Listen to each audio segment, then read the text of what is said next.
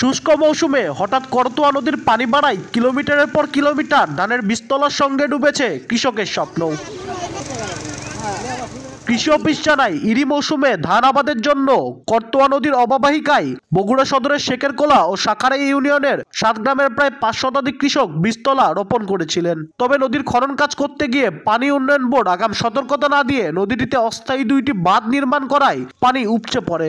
এতে প্রায় 5 কিলোমিটার এলাকার বীজতলা ডুবে নষ্ট হয়েছে। পানি উন্নয়ন বোর্ড যে বাঁধ দেওয়ার ফলে এই বিছুনগুলো নিমজ্জিত হচ্ছে।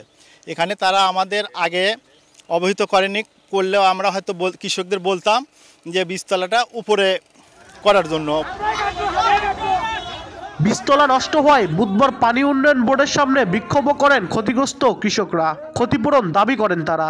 আমার প্রায় ধরেন 3 থেকে 4 বিঘা জমির জন্য আমি বিছন লাগাইছিলাম, সেই বিছনগুলো নষ্ট হয়ে গেছে। এখন আমি এই সময় বিছন কই পাবো? কৃষকের যদি সুবিধা করছে তারা 1 মাস পরে করতে হবে, কিন্তু আমাদের বীজ তো 1 মাস পরে ফেলালে হবে না। সরকারের কাছে আমাকে অনুরোধ যে আমাকে ন্যায্য মূল্য আমাকে ক্ষতিটা দেন, সরকার আমাদের কাছে বহন করে।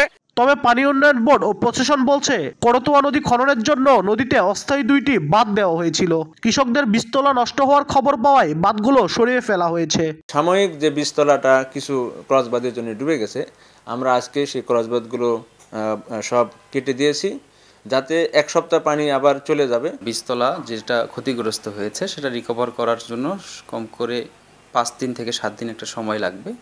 সেই সময়ের পরেই একটা পূর্ণাঙ্গ তালিকা হবে, যে ক্ষতিগ্রস্ত কৃষকদের তালিকা। নির্দেশনা অনুযায়ী আমরা পরবর্তী ব্যবস্থা গ্রহণ করব। করতোয়ার উপচে পড়া পানিতে ইরি ধানের 200 হেক্টর জমির বীজতলা নষ্ট হয়েছে। আব্দুল আউয়াল, সময় সংবাদ, বগুড়া।